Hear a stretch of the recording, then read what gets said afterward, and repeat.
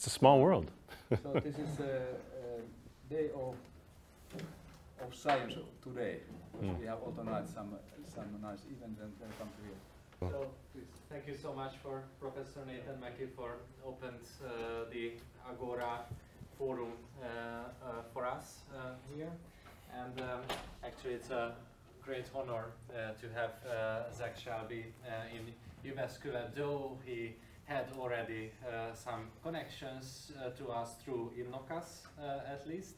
And he visited the town occasionally before, but I think this is his first proper stay in Jyväskylä. Say that, yeah. Say like that. Yeah.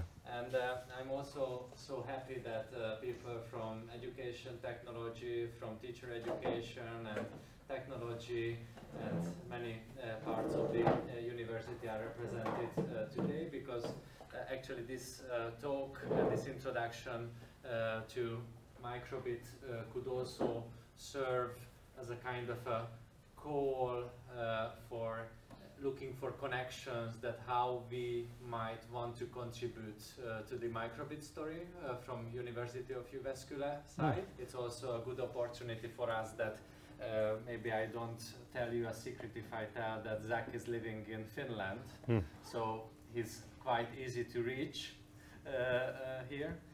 So it's I see it as a good potential to think about future cooperations. And there is another reason why Zach is visiting us today. It's called the Researchers' Night, Tutkijoiden Yö, as many of you already involved in this story too. So we just had a project finish or a closing event for this Inspiring Kids in STEAM project of ours. And Zach was maybe one of the oldest kids among the kids to inspire other kids. There were kids from Jyväskylä who were led microbit workshops for other kids, so for school children whom they never met before, and there were several other parallel workshops run by children for children, and I felt that it was on a way a successful start of the day. And I think it will just continue like that all over this Researchers' Night. What I have to do is to hand over you a little summary about this project, and I give the floor to Zach to tell us about microbit.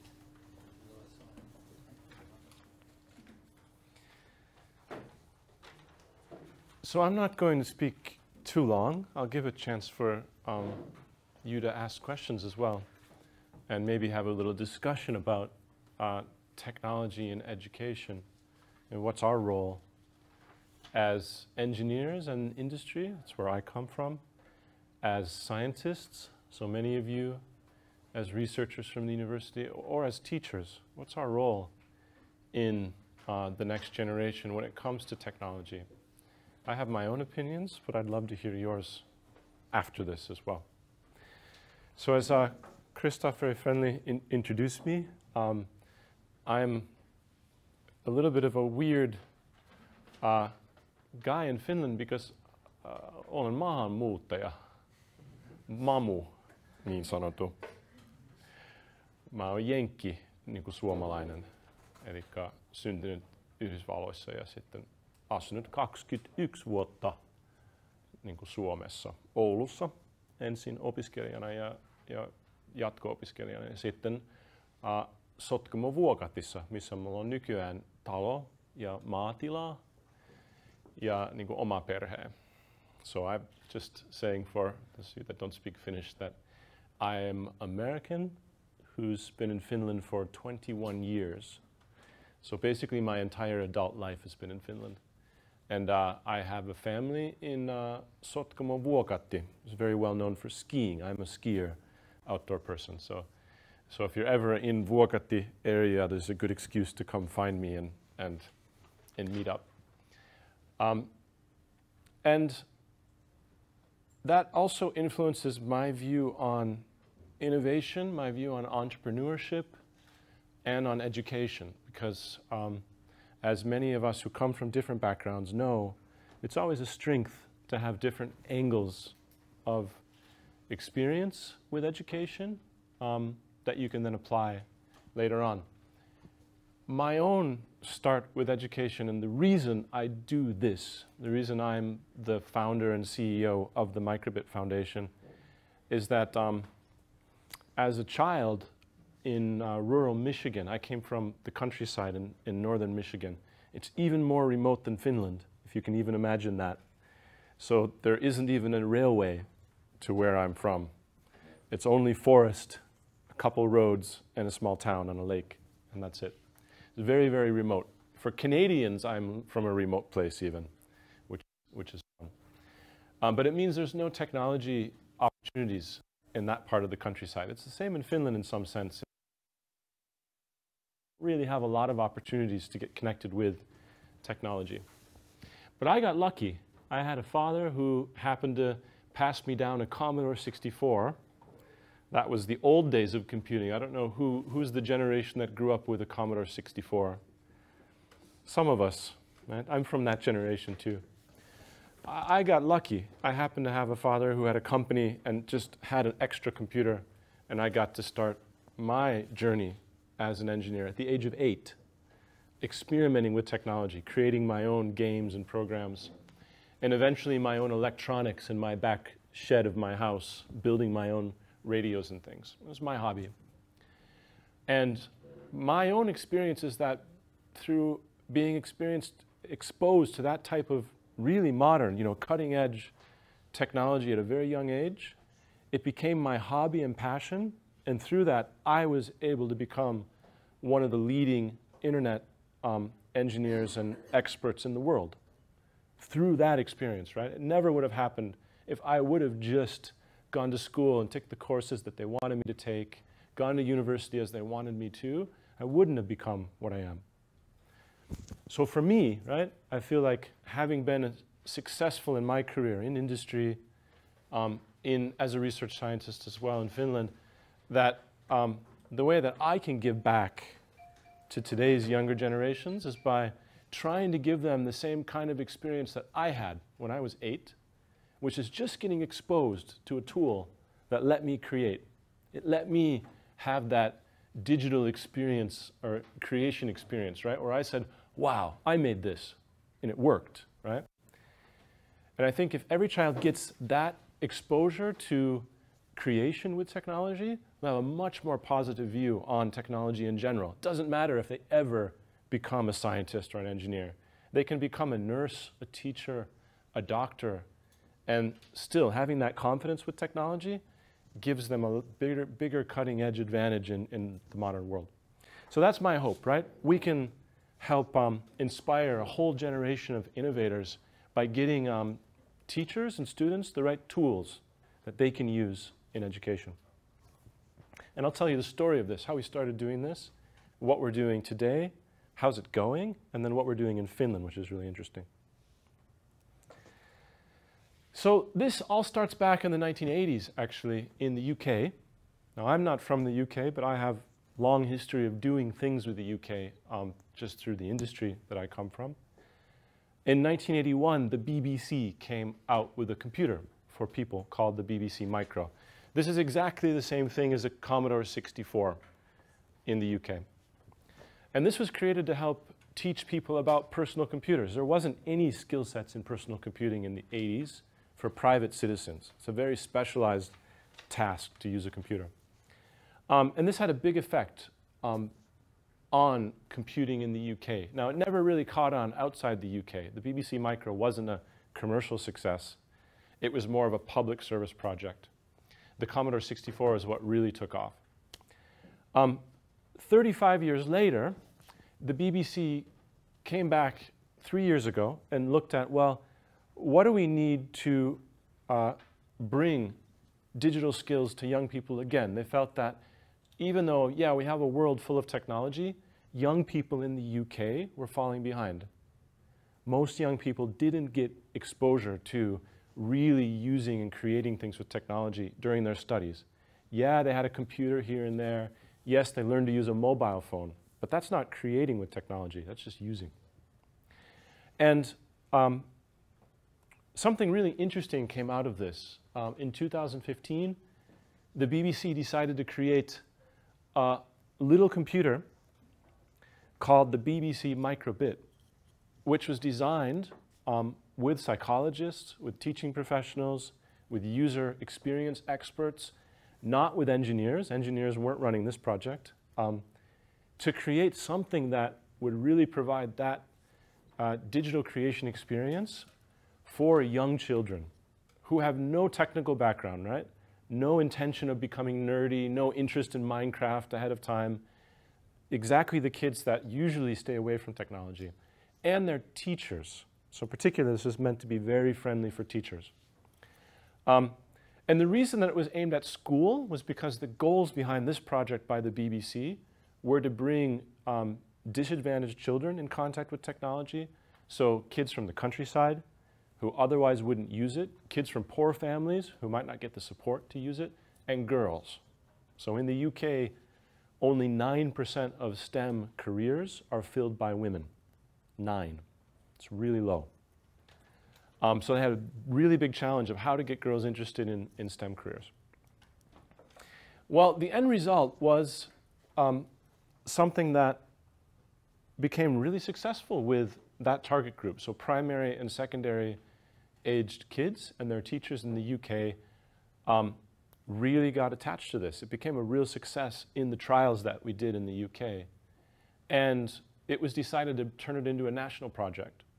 So in 2016, we deployed nearly 1 million of these devices to every single 7th grade child in the UK. It's a big country, so it's the first time, I think, a piece of technology like this has been introduced into an entire school system, where we allowed kids to actually go in and create technology. Robots, games, sensing their environment, art projects, music projects, you name it. I'll tell more about what we can do with this. Did you choose these 7th graders by yourself, or did they? So the reason that grade 7 was chosen by the BBC team was because that's where the computer science curriculum was introduced into the UK school system. In 2015, it was decided that they would introduce CS into schools, and it started at grade 7. Otherwise, the natural place for this would normally be starting in primary school. We would normally start at grade 3, or even 2 or 1. That's kind of the natural starting point. And then when you get into secondary school, you tend to do more advanced projects with this. Now, it started out as a project. This was purely a BBC project. We had a lot of technology partners. The company I worked for, ARM designs these chips that go in embedded devices and phones. It's called the ARM architecture. I was working for ARM back in those days when this project was starting. And we were one of the partners helping to build the technology for the BBC. When the project was done, it was decided by all the partners that we needed to turn this into something that could be used by schools and education professionals anywhere in the world, developing countries as well as developed countries. And so this was spun off as a nonprofit organization. I was brought on to found and run the organization from California, so I was based in California at this time. And I put together a team to go and build Microbit into an international thing, rather than just a UK thing. And that was a year ago, just over a year ago, that we started the Microbit Foundation. So we're a normal nonprofit organization headquartered out of London, but we have myself based out of Finland, I have people based out of Texas in the US, and we're adding people in India, in China, Hong Kong, so different parts of the world, to go and help bring Microbit to those areas. Now, something I think is important as a technologist, I'm a technologist, I create complex technology in my career, is to remember that we adults like to think we know what technology is going to be in the future. We always have this pipe dream of being a sci-fi author. Who would love to be a sci-fi author? I would. I know what technology is going to be like. It's going to be like this, right? We're all wrong, mostly, right? And the reason we're wrong, right? Most of what was in Back to the Future didn't really happen. We didn't have cars using trash for nuclear fusion generated power. We didn't have hoverboards that just magically floated in the air, nor many other things, not to mention time travel. We did have self-lacing shoes, right? But that was just because Nike had to keep up with the film many years later and create them. We shouldn't try to assume what technology will be like in the future for kids today. The technology that I grew up and what turned me into an engineering professional isn't used today any longer. The processor architecture is extinct. The programming language is extinct. The storage technology is extinct. The networking technology is very extinct, right? None of that's used any longer. The electronics that I grew up creating are extinct. But yet, those skills that I picked up by creating with technology, learning about digital thinking, computational thinking, algorithms, problem solving, right? Debugging, architecture, all of those skills have stayed with me in my entire career. And I can apply them today to the most modern technology that we have. So what we have to remember is that, yes, technology will be very different in the future. It's not us who will decide what the technology is 20 years from now. We'll be close to retired, many of us. It's our kids that are going to design the technology in the future. So what we have to be careful of is not trying to give them just a solution for today. So I hear many times in the media, right, or on Twitter, in conversations around even microbit that we do, that, oh, we need to teach kids coding. Coding's important, right? Let's teach them a programming language. They'll use that for the rest of their lives. And I say, that's not true. It doesn't matter what programming language we teach kids, because programming languages will be extinct in the future. I can tell you right now, in 10, 15 years, you won't be programming a computer. You'll be training a computer. Computers will be AIs. Our job will be to actually train the AI to do what we want. So we'll become trainers of computers, just like teachers train kids today or train other teachers. And that's going to be an interesting change in how we use technology. So we shouldn't get too caught up in exactly what we're teaching. We should very much focus on the skill sets that we're teaching kids around technology and make it a natural part of their experience. Now, my own vision for the world, just thinking about this, where the future is going to be, is that every child in the future will be an inventor, right? Technology is already so commonplace. Everybody in the developed world has access to a mobile phone, which is basically a supercomputer. We have access to high-speed internet everywhere.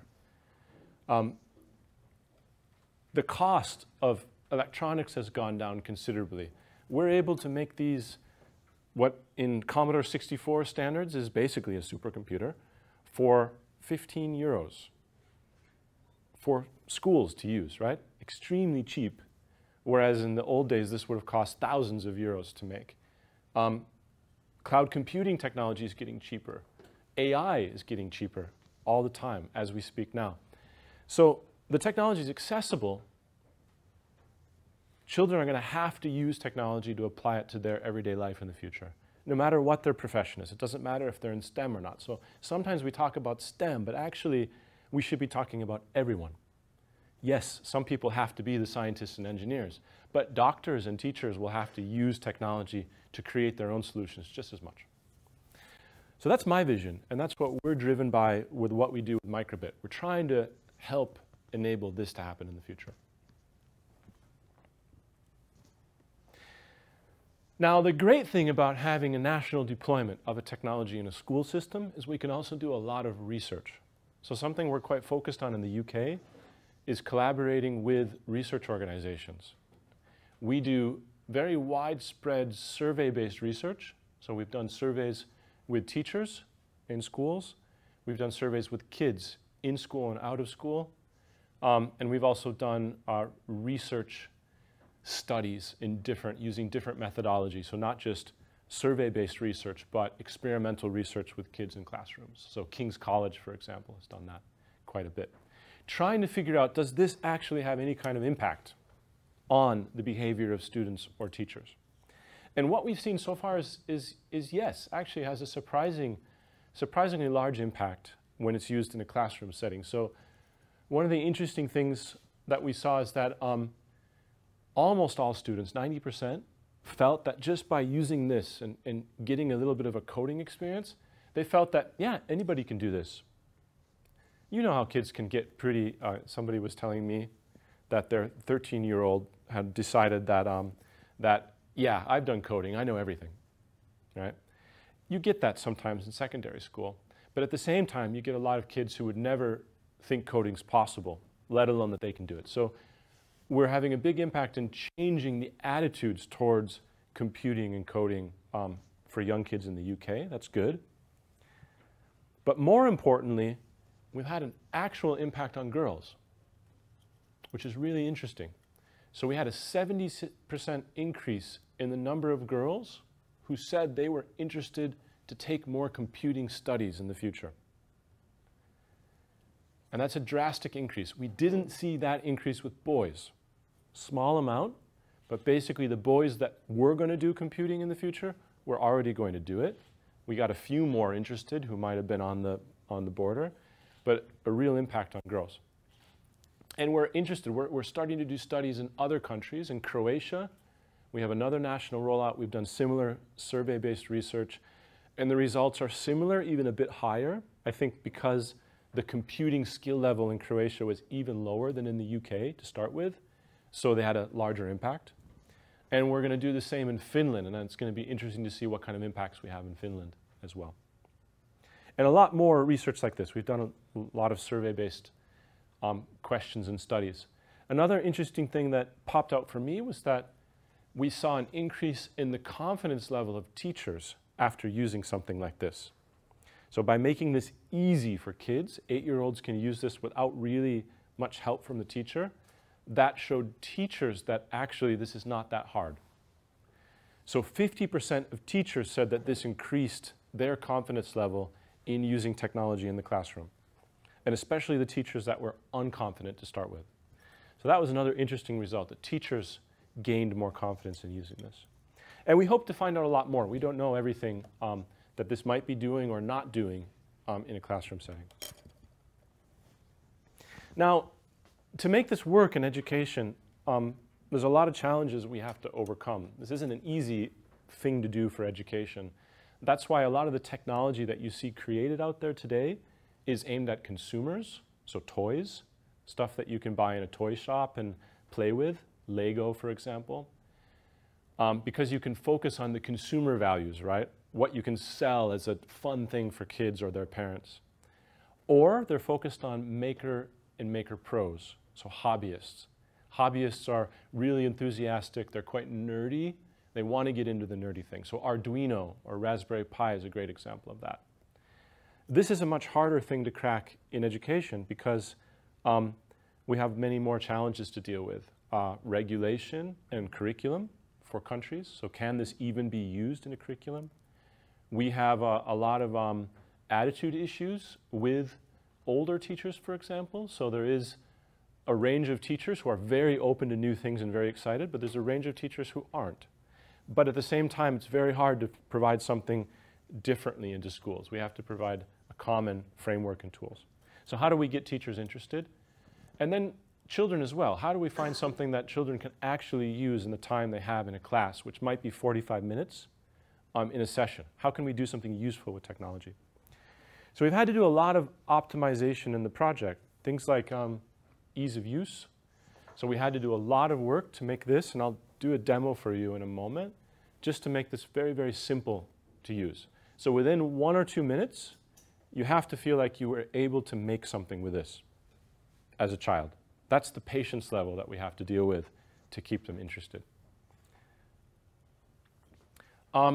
Cost is a real issue. So we're dealing with school budgets that are pretty non-existent in most countries. So trying to do something like this in school, we've had to find ways to make this really cheap. So 15 euros is kind of our sweet spot, that a pack of these for a class shouldn't cost more than 1 laptop. That's kind of our comparison. instead of getting one more laptop, we can get a set of these and we can teach digital creation for kids at the same time. Or we can go to the government and ask for funding to just give them away to schools. Or we can go to the private sector, like we were doing in Finland, and asking for donations to give away devices for schools. So it lets us find many different ways to fund this kind of thing. It'll be interesting in developing countries next year for us. How do we find the funding to do this in developing countries? And of course, nonprofit. I think it's important to do what we're doing for the right reasons. We see a lot of things that are at the boundary of schools and education and government, which are for-profit, and it causes a lot of strange conflicts of interest. And so I think doing what we're doing as a nonprofit makes us a lot easier to work with universities, work with governments in the same way that they work with their schools. So our only interest is to actually have an impact on the education. So a lot of things that we've had to think about. And at the same time, we've had to make a device that actually is useful for schoolwork. So not just coding, but we have to do things like have sensors that can be useful in physics lessons, in math lessons, be able to integrate this in music and art. So how do we do that in a little device? Well, we did a lot of work to make sure that A, the form factor was right. It's small, it fits in the hand of a child, so they can hold this in their hand and make it feel like it's their thing. We made it fun, so the design of this is meant to be rounded, it's meant to be colorful. There's 4 different colors they can get. My own kids collect colors. It's really interesting, but they're always like, Dad, you have a new color, I want it. Okay. So they collect the different colors for themselves. It's important for them. And it has a lot of light, so we created a 25 LED matrix instead of doing an OLED display or a dot matrix display. Because we wanted to be really clear for children that each of these dots is a separate thing. They have an X and Y axis, right? We can teach them about axes. We can teach them about geometry and variables. We have inputs, so we can actually have some textile input from children. And most importantly for us, we didn't put everything on the device. We very purposely left out a lot of things. And the reason we did that, because we felt it was important to have an experience of building for the children.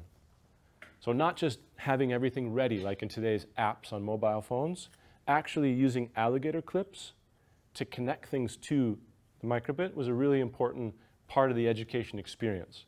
Kids could learn a little bit about circuits. Not a lot. We're not doing electronics here, but a little bit about how energy goes to here, goes through a light, and comes back to ground. We can teach very basic physics concepts with electricity. So we can connect servos to make things work. We can connect motors to turn this into a robot. We have lots of robots. We can use external LEDs to make wearable dresses and things. So a lot of projects are actually putting lights into clothing. Lots of great projects on biking clothing where people are connecting these into their clothing to put signs for biking. So we had one where the kids did a controller on their bike handle. They pressed a button, and here a sign for right appeared on the back of their jacket. If you pressed left, a sign for left appeared with big LEDs. A really interesting project using microbit. So connecting things is part of the experience for children. But at the same time, we tried to make sure we inserted a lot of technology on board that's useful out of the box. So we found that through our studies that accelerometers and magnetometers were very, very useful for in-school work. So by being able to study gravity and acceleration, so accelerometers give us g-forces in 3 axes, we can do a lot of things in physics and math.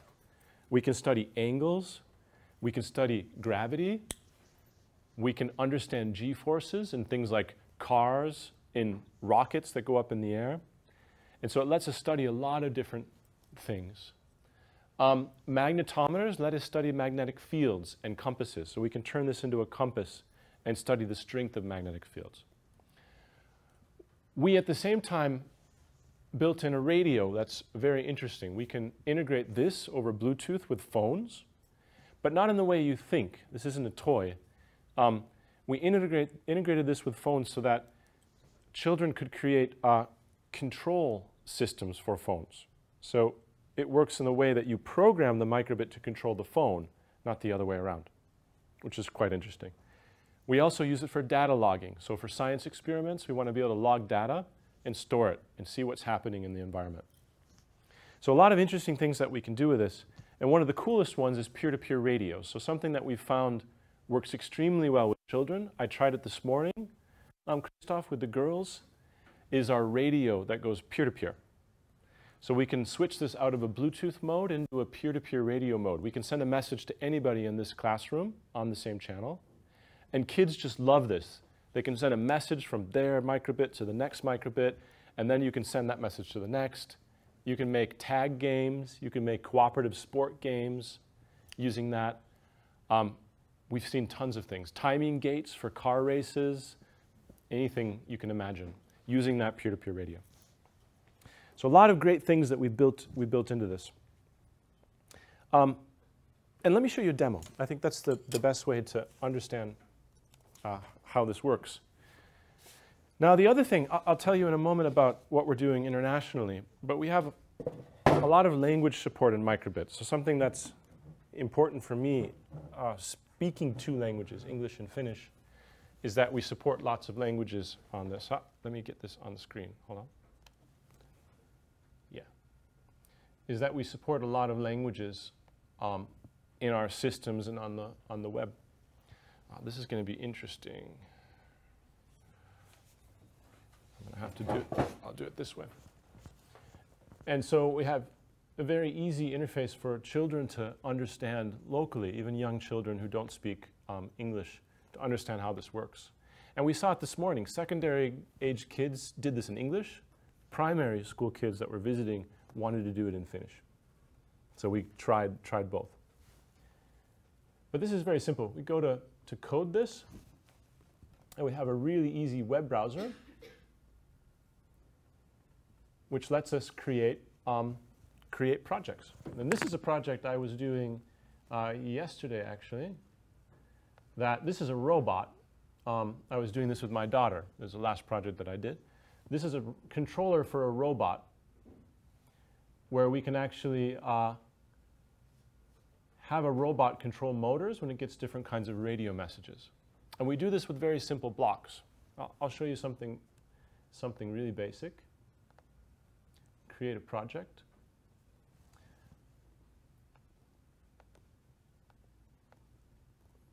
Where we can really easily say,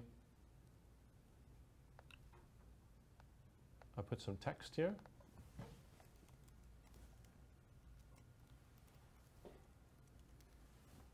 Suomi-100. And you can see it right away on the simulator that's on the screen. And this all works in a web browser. There's nothing to install. For a classroom teacher, that's really important. So there's no issues with, is it a Chromebook or an old laptop or a PC? It doesn't matter. It still works. We can right away get some indication of what this does. So for kids, it's really important they see it works right away when they're programming. And you can very easily do some really advanced things too. So we can do, for example, moving images. So we can do almost like scrolling.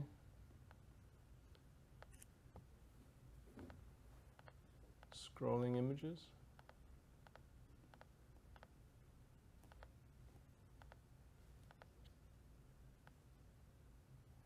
This is Suomi-100, and then you'll see my image go across the screen.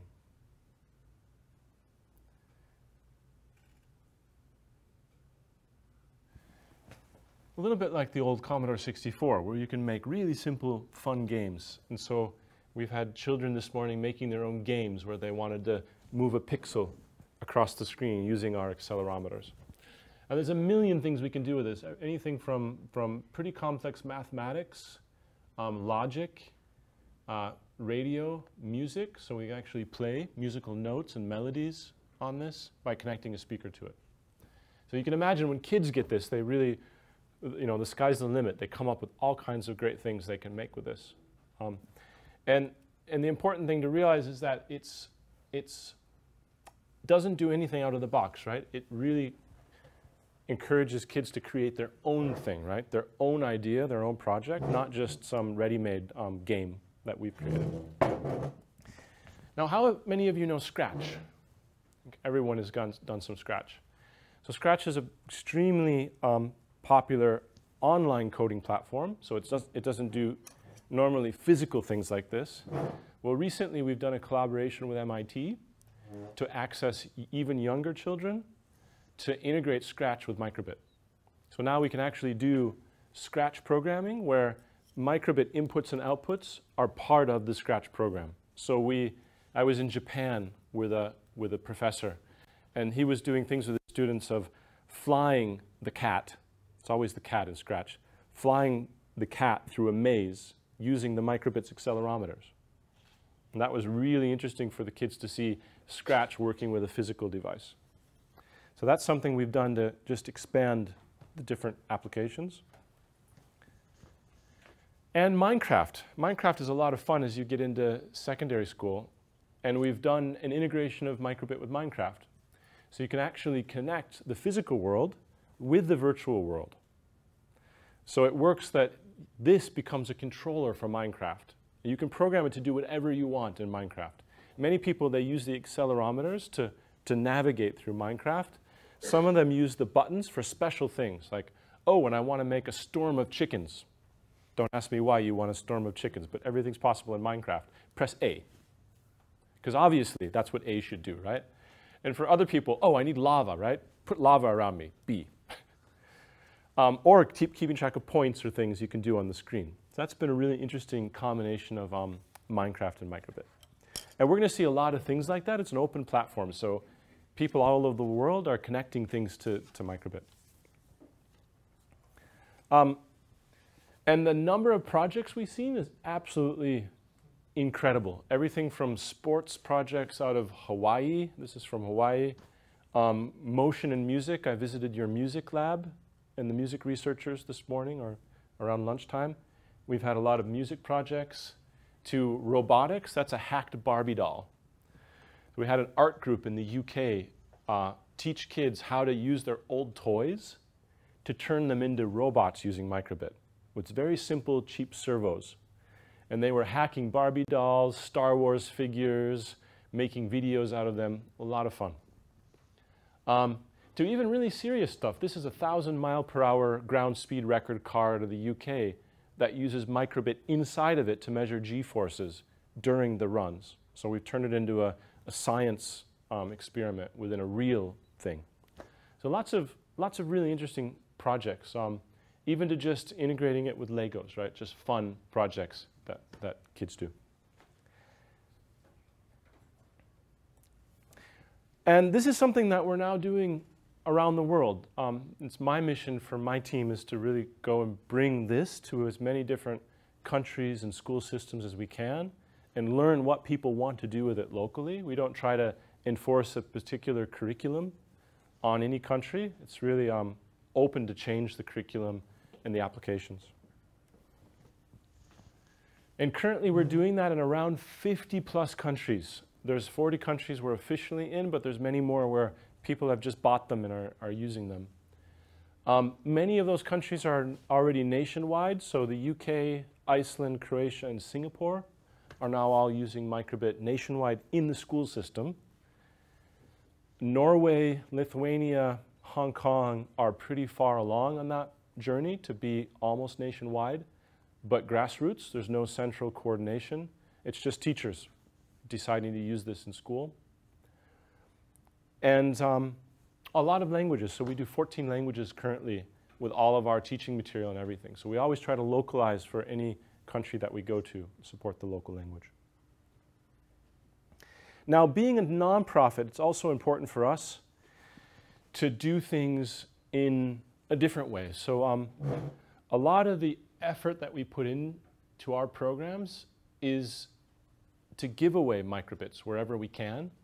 I'll talk about the Finnish pilot in a moment, but all around the world, we've been giving away microbits. That's how we use any extra funding that we have. We get donations from sponsors, and we reinvest that into microbit programs around the world. So far we've given away around 25,000 devices. It's probably up to 30,000 by now in over 50 countries, lots of different projects. This is a big project that we've done in Sri Lanka. We've already reached over 2,000 children with just a grassroots volunteer effort. This is not even teachers. These are just local engineers who wanted to volunteer with their local schools because they felt there was a gap between what kids were learning with technology and what they wanted to do. So they went and started a user group for microbit, and we sponsored devices for them to do that. And many more stories like that around the world. So what we're seeing is that just by getting some things started, getting people motivated with new technology, we're able to have an interesting impact in many different places. Now, Finland, of course, is important for me, being part Finnish, is that we do things like microbit in our school system. I think we have one of the best curriculums in the world for integrating technology with different subjects in school, using, I think, pretty innovative teaching methods. But we haven't given Finnish school teachers any of the tools that they need to do that. So just providing a tablet or a Chromebook isn't enough to do anything with learning to create technology in schools. Yes, you learn to consume technology, and that's good, but we also need to teach children how to create things with technology. And that's something we have a lot more we can do in Finland. So we're starting to use microbit as a tool for that in primary schools and secondary schools. We're not really too picky. We're learning which ones are working best. And we've done that in August by kicking off a 50-school pilot all across Finland. This is where our schools are located, so pretty evenly distributed. Where in the world is Jyväskylä? Is that here? Yes. Okay, so we do have a school in Jyväskylä. We'll have to check which school. Okay, so we do have one school in Jyväskylä. We have one in Kajaani as well, close to where I'm from. And our goal here is to really get a feeling for how this gets combined with the Finnish curriculum. Of course, the UK curriculum is quite different. It's based on computing, whereas the Finnish curriculum is based on digital technology across many different subject areas, which actually microbit's better suited for. This isn't really meant for just teaching computing. And we want to get some experience from teachers, feedback, as well as research. How does this work in Finnish schools? What's the actual impact on the children and the teachers? And that's something we hope to learn more about this winter as the pilot progresses. And by the first quarter of next year, we hope to have research results back from the project.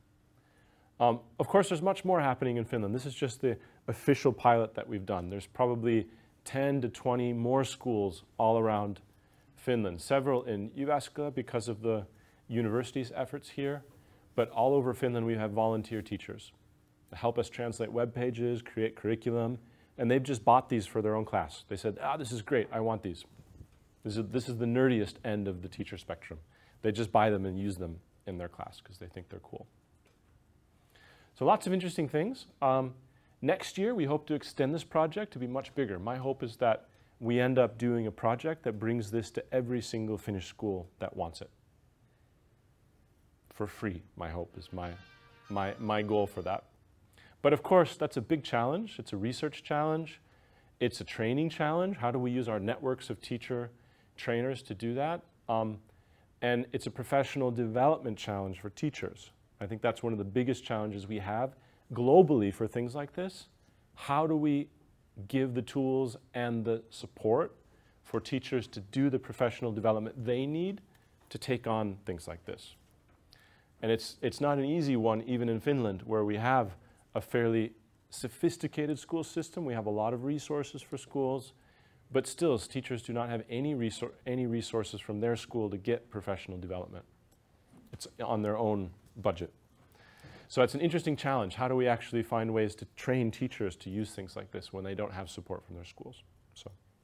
So we're figuring out new ways to deal with that. But it's an exciting start for Finland.